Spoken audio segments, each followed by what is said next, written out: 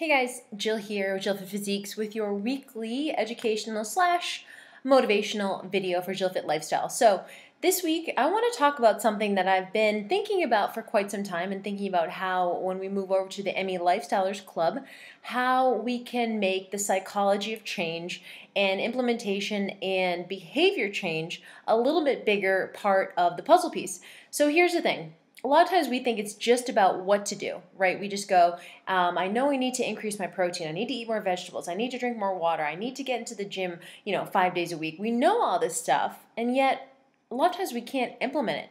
So what's where's the gap on that? And a lot of times it comes down to behaviors and how we think about our day and our schedule and our specific, preferences and tendencies and all of that stuff, and how these things, these to-dos, fit into our schedule. So one thing I want to talk about, and I just want to keep this to one idea today, is the idea of mindfulness, which is a huge, huge, huge piece of the puzzle. So I'm just going to give you one quick tip though. Mindfulness is basically another way of saying mindfulness. It's a very fancy way of saying be aware of what you're doing.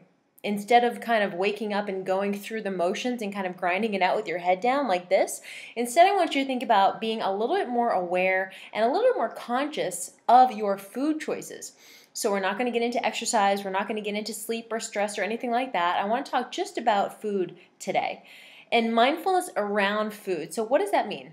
Basically, that means that every time you interact with food, whether it's at a meal, a snack, maybe walking by a coworker's desk where you know that there's going to be candy, think to yourself, and it's just this easy, think to yourself, do I want this or do I not really want this? That's the only thing you need to do. It's one question to ask yourself. Do I really want this or don't I want this? And I think a lot of times when it's a food choice that's not planned out, so all of us on here, probably 90% of us on here, plan out our meals, right? We know what we're having for breakfast, lunch, dinner, all of our snacks in between. We plan that stuff out. We're very good at planning. But what about those unplanned things? That's what I want you to start thinking about. I want you to think about how can you manage it when unexpected things come up. So here's an example. You go to dinner and say, you guys know that Jade and I eat out quite a bit. And so we have 4 or 5 places in North Carolina, in Winston, where we go for dinner. And we know the menus backwards and forwards, and we always know what we're going to get.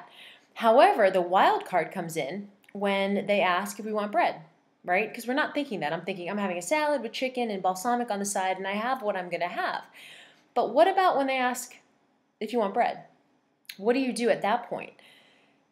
And I've talked about this before, and I think this is really important to remember that it's just a momentary sting when you say that you don't want bread. So when they ask you, just say, nope, no bread, thanks.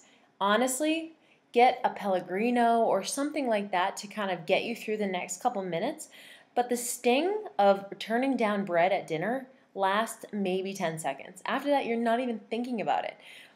That's an example of mindfulness. Otherwise, and we actually tell the server before they even bring the bread, we say, we don't know if you bring bread or not, but we don't want it.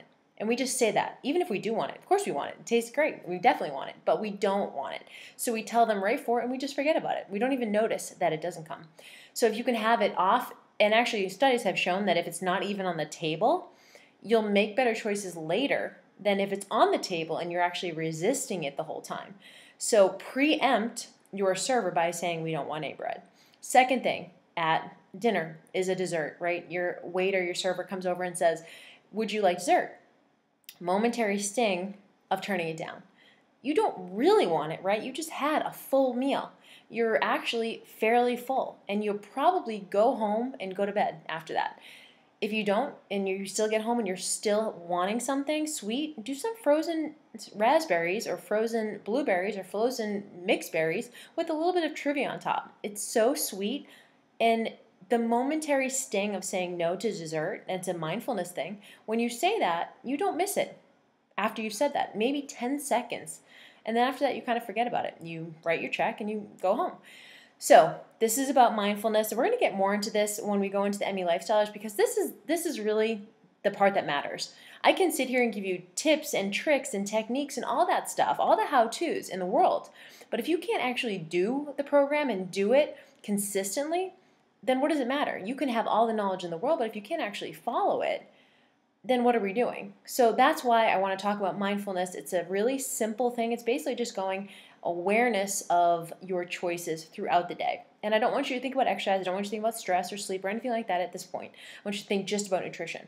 Anytime you come in contact with food, whether it's your choice, someone else's choice, I want you to be aware of what you're doing and just say, do I want this or do I not want this? And the answer usually, if it's not part of your planned meals, is that you don't really want it. And that's probably what's going to happen 95% of the time. So that's the tip today. Be mindful, be conscious, ask that single question, and just see how you do. Just try this for one day and see how you do. And let me know. I'll talk to you guys soon.